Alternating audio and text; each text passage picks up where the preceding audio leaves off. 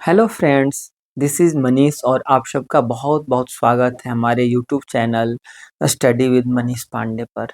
तो दोस्तों, आज का टॉपिक है रिमूव टू। रिमूव टू मतलब रिमूवल ऑफ टू के नाम से भी ये जाना जाता है। रिमूव का अर्थ होता है हटाना। टू मतलब एक एडवर्ब है। एडवर्ब का काम क्या है?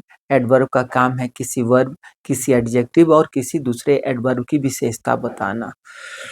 तो रिमूव टू ट्रांसफॉर्मेशन के अंतर्गत एक चैप्टर माना जाता है। टू के बारे में और ट्रांसफॉर्मेशन के बारे में अपने समय के फेमस ग्रामेरियन क्या अपनी राय प्रकट करते हैं, थोड़ा सा उनकी राय को देखते हुए समझते हुए और आगे हम देखेंगे कि कैसे कोई वाक्य में टू आया है तो उस टू को कैसे रिमूव किया जाएगा, कैसे उस वाक्य को ट्रांसफॉर्म किया जाएगा। तो सबसे पहले टू के बारे में देखते हैं कि एस हॉर्नबी, जो कि एक दुनिया के बहुत फेमस ग्रामेरियन रह चुके हैं, वो क्या कहते हैं। तो टू के बारे में कहते हैं कि too is use for adjective और adverbs to say that something is more than is good, necessary, possible, etcetera. मतलब वो बता रहे हैं कि टू इस बात को बताता है कि कोई चीज उतना ज्यादा है जितना कि ज्यादा होना अच्छा नहीं है, आवश्यक नहीं है या फिर संभव नहीं है। टू के बारे में थोड़ा हम लोग जान जाएंगे तो आगे बहुत इजी हो जाएगा। इसके बाद ट्रांसफॉर्मेशन के बारे में। ट्रांसफॉर्मेशन के बारे में हम सब जानते हैं कि ट्रांसफॉर्मेशन अर्थात रूपांतरण। रूपांतरण मतलब फॉर्म का चेंजिंग।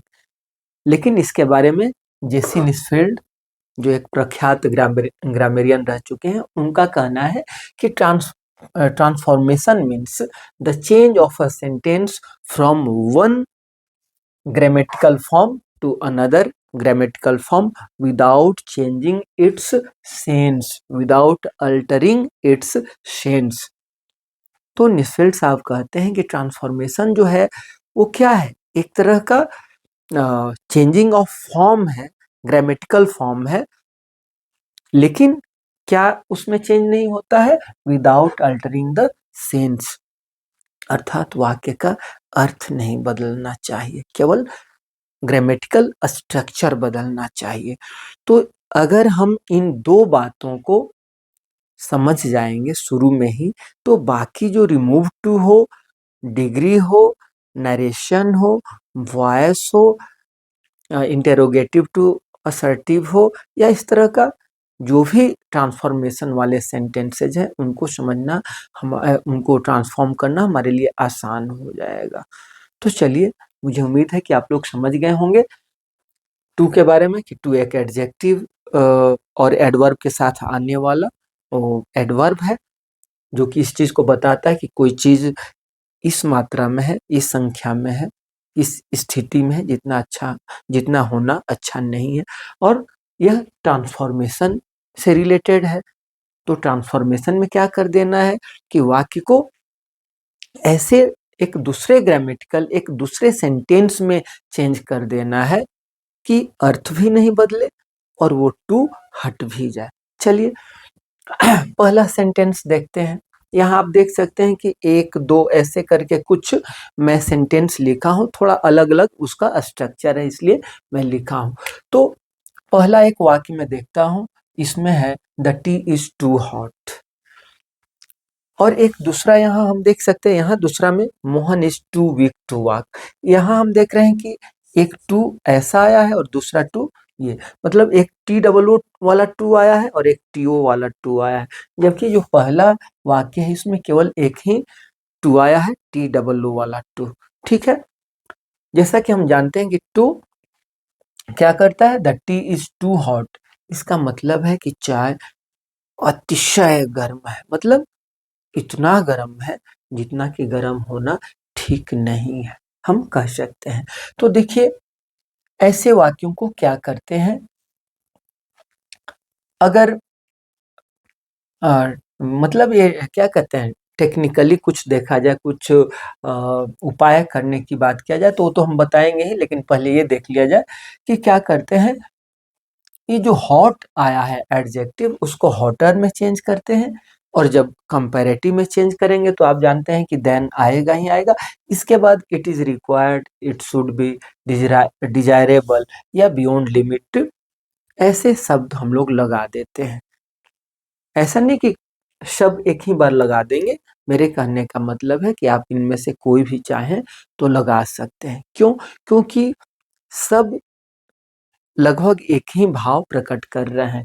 हमको यही ना बताना है कि भाई चाय बहुत ज्यादा गर्म है, हद से ज्यादा गर्म है, the tea is hotter beyond it's limit, the tea is hotter then it is required, the tea is hotter then it should be, the tea is hotter then it is desirable. तो हम किसी भी तरह से इन सब का प्रयोग करके बना सकते हैं। एक दूसरा जो टेक्निक मैं कह सकता हूँ कि टेक्निक अगर लगाना हो, छोटा बच्चा हो, 7th 8th 9th 10th का अगर कोई बच्चा हो, तो हम ऐसा कह सकते हैं कि देखो बाबू, ये जो 2 है इसको इसके नीचे 2 लिख दो, इसके पहले क्या हो जाएगा 1, इसके बाद 2, सॉरी 3 हो जाएगा। मतलब कि इस वाक्य को हम लोग क्या कर दिए, 3 पार्ट में कर दिए। लेकिन दूसरा पार्ट कौन होगा? यह जो TWO2 है वही होगा। ठीक है, इसमें अब इसको करना क्या है, पहला भाग को ज्यों का त्यों उतार देना है, 2 को बिल्कुल हटा देना है, और तीसरा पार्ट जो है आपका एडजेक्टिव हो या एडवर्ब हो, जो भी हो, ये एडवर्ब है, तो इसको दूसरे पार्ट क्या कहते हैं, कंपैरेटिव फॉर्म में, दूसरे फॉर्म में यानी कंपैरेटिव फॉर्म में डालेंगे। तो हॉट का कंपैरेटिव होता है हॉटर, और जब ये कंपैरेटिव हो गया तो इसके साथ देन लग ही जाएगा। इसके बाद आप चाहें तो it is required, it should be, it is proper, it is desirable जैसे शब्द हम कोई एक लगा सकते हैं, और हमारा बन करके तैयार हो गया। ठीक उसी तरह से यहाँ एक दूसरा वाक्य लिखा हुआ है, Ram runs too slowly, Ram बहुत धीरे धीरे दौड़ता है। तो यहाँ भी हम कह सकते हैं, इस टू को हम दूसरा पार्ट मान लिए, तो ये वो पहला पार्ट हो गया, ये तीसरा पार्ट हो गया। पहले पार्ट को हम ज्यों का त्यों उतार देंगे, दूसरे पार्ट को बिल्कुल हटा देना है, स्लोली का दूसरा फॉर्म मोर स्लोली कर देंगे, और इसके बाद then it is proper, then it is required, ये सब शब्द हम लगा देंगे। ठीक है, अब देखिए यहाँ हम लिखे हैं ही शुड डू, जबकि यहाँ लिखे हैं शुड बी। यहाँ डू क्यों लिखा हुआ है? क्योंकि यहाँ राम दौड़ने का काम कर रहा है, तो डू यहाँ शॉर्ट रिस्पॉन्स हो, डू आया है रन के बदले में। ठीक है, इसलिए वो ऐसा हो गया। अब हम दूसरे तरह का जो वाक्य देख रहे हैं वो है Mohan is too weak to walk. अब कह रहा है कि मोहन इतना असमर्थ है, इतना कमजोर है कि टहल नहीं सकता है। तो पहला वाक्य का मतलब यही हुआ कि मोहन टहलने के लिए भी कमजोर है, मोहन टहलने के लिए भी कमजोर है। मतलब हम उसको दूसरे शब्दों में कह सकते हैं कि मोहन इतना कमजोर है कि वह टहल नहीं सकता है। अर्थात Mohan is so weak that he can not walk, या Mohan is so weak that he is unable to walk, या Mohan is so weak that he is incapable of walking. जितने भी यहाँ शब्द यूज किए गए हैं सबका कमोबेश एक ही मीनिंग है, तो हम किसी भी तरह से बना सकते हैं। ठीक है, अब मान लेते हैं कि अगर कोई छोटा बच्चा है, उसको समझने में दिक्कत हो रही है, तो हम इसको कह सकते हैं कि देखो ये जो टू है इसको दूसरा पार्ट मान लो, इस टू को चौथा पार्ट मान लो, तो जब ये दूसरा हो जाएगा तो ये पहला पार्ट हो जाएगा, ये तीसरा पार्ट हो जाएगा, और ये पांचवा पार्ट हो जाएगा। तो इसमें करना क्या है, पहले पार्ट को ज्यों का त्यों उतार देना है। पहला पार्ट है मोहन इज, तो मोहन इज लिख दिए। दूसरा पार्ट है टू, तो टू के जगह पर हम टू के बदले में हम सो लिख देंगे। तीसरा पार्ट को ज्यों का त्यों उतार देंगे, और इस टू के जगह पर दैट लगा देंगे। ध्यान दीजिएगा, TOO2 के बदले में सो लगाएंगे, TO2 के जगह पर दैट लगाएंगे। इसके बाद वाक है मोहन, मोहन के बदले में ही आएगा, ही कैन नॉट वॉक या he is unable to walk आदि हम लगा देंगे। ठीक है, अब एक दूसरा वाक्य है the sun is too hot to go out. धूप इतना तेज है कि मतलब बाहर नहीं जाया जा सकता है, या सूरज इतना तेज है कि बाहर नहीं जाया जा सकता है। अब यह वाक्य इस वाक्य से थोड़ा सा डिफरेंट है। किस मामले में डिफरेंट है? यहाँ हम देख सकते हैं, यहाँ वीक कौन है? वीक है मोहन। और टहलेगा कौन या चलेगा कौन? मोहन। यहाँ वीक मोहन ही है और टहलने का भी काम मोहन के ही द्वारा हो रहा है। लेकिन यहाँ जो वाक्य है, the sun is too hot to go out, hot कौन है? हॉट है सन। जबकि जाने का काम, गो का काम कौन करेगा? तो कोई आदमी करेगा, आप करेंगे, हम करेंगे, कोई और करेगा। तो अब यहाँ हम क्या करेंगे? The sun is so hot that we cannot go out, या वन कैनट गो आउट, या no one can go out. धूप इतना तेज है कि कोई बाहर नहीं जा सकता है, या हम लोग बाहर नहीं जा सकते हैं। ऐसा हम लोग कर सकते हैं। ठीक है। इसके बाद अब देखिए, इसी से जुड़ा हुआ थोड़ा सा अलग यहाँ लिखा हुआ है। यहाँ था कि the sun is too hot to go out, और यहाँ थोड़ा सा मॉडिफाई कर दिया है, the sun is too hot for me to go out. मतलब यहाँ एक फॉर मी आ गया है। तो फॉर मी हो सकता है, फॉर यू हो सकता है, फॉर हिम हो सकता है, for Ram, for Shyam, for Sita, कुछ भी हो सकता है।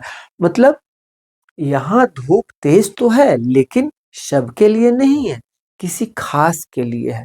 जबकि यहाँ उस बात को ओपन नहीं किया गया था कि किसके लिए धूप तेज है या सूरज बहुत ज्यादा तेज है।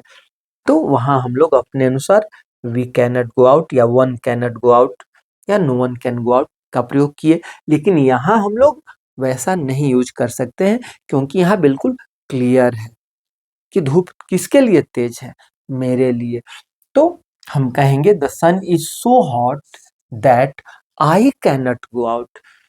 धूप इतनी तेज है कि मैं बाहर नहीं जा सकता हूँ। ठीक है।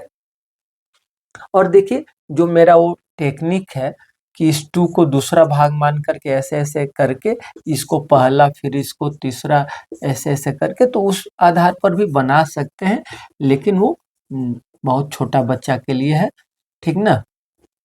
या जिसको समझने में थोड़ा ज़्यादा दिक्कत हो रही है उसके लिए है। बाकी तो कोई दिक्कत नहीं है। The sun is too hot for me, यानी सन मेरे लिए बहुत ज्यादा हॉट है, टू गो आउट, बाहर जाने के लिए। मतलब कि धूप इतनी तेज है कि मैं बाहर नहीं जा सकता हूँ। हाँ, अब यहाँ आप चाहें तो ये भी कह सकते हैं, the sun is so hot that I am unable to go out, to go out, I am unable to go out, या the sun is so hot that I am incapable of going out. ऐसा कर सकते हैं। Competition में कुछ भी option दे सकता है उससे मिलता जुलता। तो सबसे बड़ी बात क्या है, मैं यहाँ ट्रांसफॉर्मेशन की बात क्यों लिखा या टू की बात क्यों लिखा, कि जरूरी नहीं है कि जो चीज हमारे किताब में, जो हमारे पाठ्य पुस्तक है, ग्रामर की पुस्तक है, जो उसमें दिया है, वो सेम ऑप्शन परीक्षा में या कॉम्पिटिटिव एग्जाम में, चाहे एकेडमिक एग्जाम हो या कॉम्पिटिटिव एग्जाम में, सेम दिया हो। वो थोड़ा बहुत इधर उधर बदल करके दे सकता है। तो हम लोग यह जाने कि रिमूव टू मतलब एक, देखिए, आरपी सिन्हा एक बहुत बड़े लेखक हुए।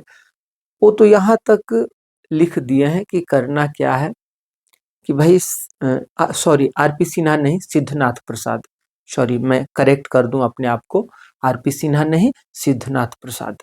तो वो लिखते हैं कि हमको करना क्या चाहिए। हम लोग को ऐसा करना चाहिए कि वैसा ही मिलता जुलता एक वाक्य हिंदी में गढ़ना चाहिए, और फिर उसको ट्रांसलेट कर देना चाहिए। बात उनकी भी बिल्कुल जायज है। ठीक है, चलिए आगे देखते हैं। Sita is too shy to ask for help.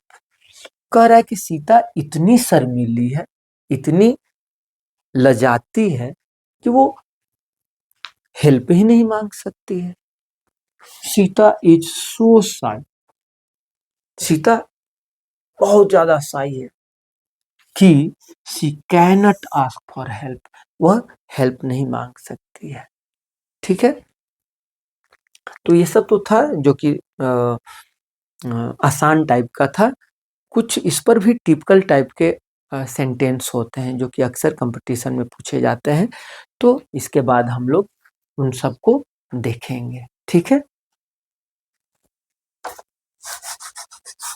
तो अब कुछ हम बोर्ड पर ऐसे सेंटेंस को लिखे हैं जो कि अक्सर परीक्षाओं में पूछे जाते हैं और थोड़ा टिपिकल नेचर के हैं।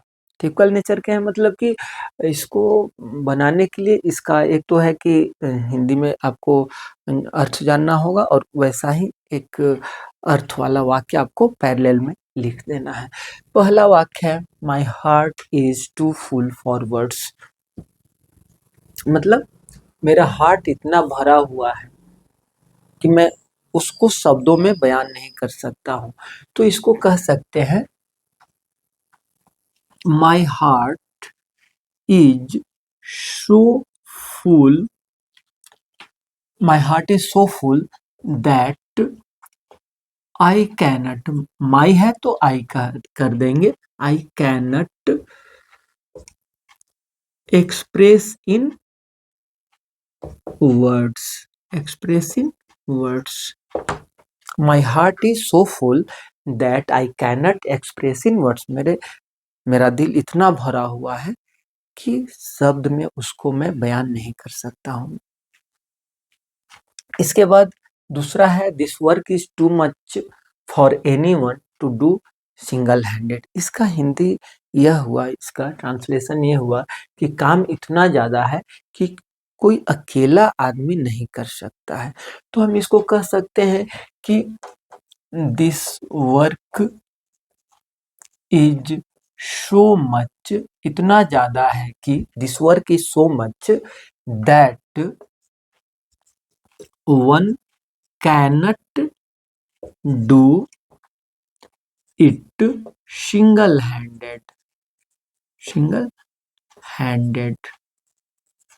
The work is so much that one cannot do it single handed, या हम कह सकते हैं कि the work is so much that no one can do it single handed, या फिर हम यह भी कह सकते हैं कि the work is so much that it is not possible, it is not possible for a man to do it single handed.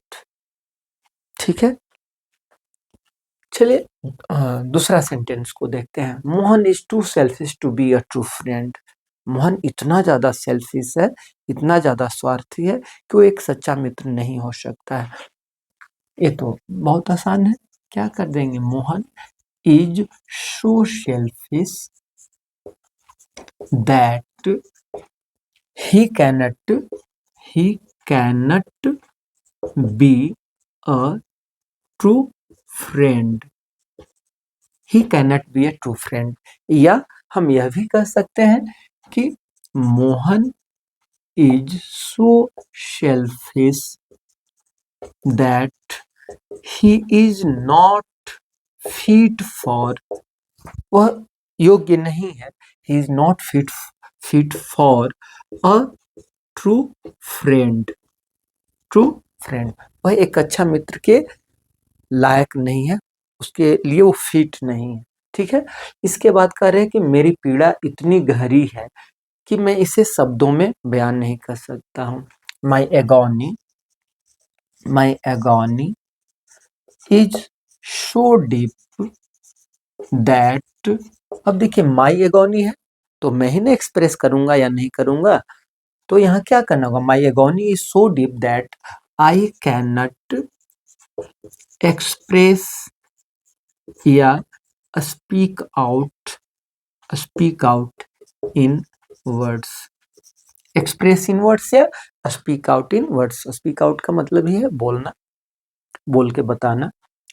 मेरी पीड़ा इतनी गहरी है कि मैं इसे शब्दों में नहीं बयां कर सकता हूँ।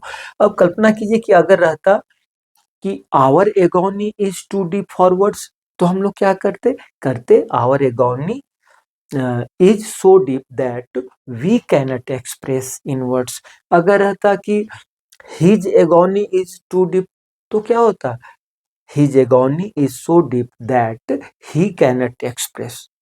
ठीक है, इसके बाद है, ये थोड़ा सा रिमार्केबल है, ध्यान दीजिएगा।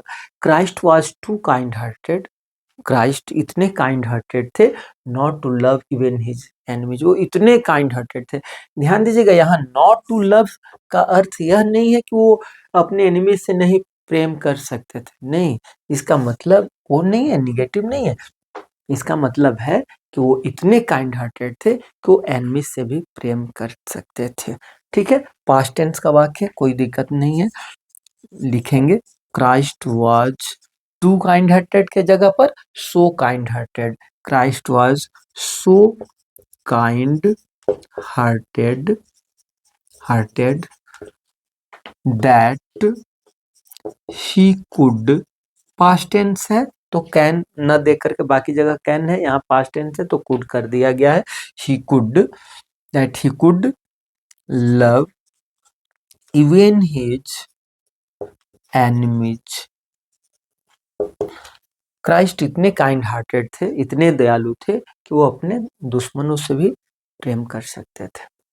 It is never too late to mend, इसका मतलब है कि कभी भी इतना विलंब नहीं हो जाता है कि किसी चीज को सुधारा नहीं जा सकता है। तो हम कहेंगे it is never so late that one can not mend, कभी भी इतना विलंब नहीं हो सकता है कि कोई उसको सुधार नहीं सकता है। ठीक है, इसके बाद है too many cooks spoil the broth, यह एक प्रोवर्ब है, लोकोक्ति है, और आप लोग तो सुने ही होंगे। अंग्रेजी में कहा जाता है too many cooks spoil the broth, और इसी को हिंदी में कहा जाता है बहुत जोगी मठ का उजाड़। ठीक है, ये चूंकि प्रोवर्ब है, लोकोक्ति है, तो लोकोक्ति का तो ट्रांसलेशन होता नहीं है, उसका तो इक्विवेलेंट होता है। इसका जो शाब्दिक अर्थ है वो यह है कि बहुत ज्यादा रसोइया जो है स्पॉइल द ब्रॉथ, स्पॉइल माने बर्बाद कर देना, ब्रॉथ यानी शोरबा, मीट का या मछली का शायद जूस सूप जो है शोरबा कहा जाता है। तो कह रहा है कि बहुत ज्यादा कुक जो है, बहुत ज्यादा रसोइये जो हो जाते हैं तो क्या हो जाता है, स्पॉइल द ब्रॉथ, बर्बाद कर देते हैं ब्रॉथ को। तो यहाँ हम कह सकते हैं कुक्स इन एक्सीडेड नंबर, या लिखते हैं कुक्स इन एक्सीडेड नंबर, एक्सीडेड नंबर माने बहुत ज्यादा नंबर में, जैसे किसी के लिए जो डिजायरेबल नंबर है उससे ज्यादा हो जाना। तो कुक्स इन exceeded number can spoil the broth. ठीक है, तो आप लोग देख रहे हैं कि यहाँ हो क्या रहा है, यहाँ हम लोग टू को कैसे रिमूव कर रहे हैं। सबसे पहले वाक्य को पढ़ रहे हैं, वाक्य के अर्थ को समझ रहे हैं, और वैसा ही अर्थ वाला एक दूसरा वाक्य हिंदी का अंग्रेजी में ट्रांसलेट करके लिख दिया जा रहा है। ठीक है, it is too much for us, इस तरह के सेंटेंस का प्रयोग कहाँ किया जाता है, जब मतलब आदमी नहीं कहता कि अब तो हद हो गई, मतलब इतना बुरा हो गया कि अब इससे ज्यादा बुरा आई कैनट टॉलरेट, या वी कैनट टॉलरेट, या वी कैनट बियर, बियर माने भी होता है बर्दाश्त करना, सहन करना, टॉलरेट माने भी होता है सहन करना। तो हम कह सकते हैं it is so bad, it is so bad that, अब यहाँ अस है तो वी कर देंगे, it is so bad that we can not, we cannot tolerate, tolerate या बियर भी होता है, we cannot tolerate it, it is so bad that we cannot tolerate या बियर इट। ठीक है, अब एक चीज और मैं कहना चाहूंगा, कॉम्पिटिटिव एग्जाम में ऑप्शन तो दिए रहते हैं, तो ऑप्शन क्या करता है कि हम लोगों को फाइंड करने में, करेक्ट आंसर फाइंड करने में ज़्यादा हेल्प करता है। तो ऐसे तो हम लोग अपने से तो सोच विचार करके बना रहे हैं, लेकिन अगर ऑप्शन मिल जाता है तो इसको उसमें से चूज करना और आसान हो जाता है। तो ये था रिमूव टू अर्थात रिमूवल ऑफ टू। मुझे उम्मीद है आप लोगों को समझ में आई होगी। तो आज का वीडियो देखने के लिए आप लोगों को बहुत बहुत धन्यवाद। Thank you.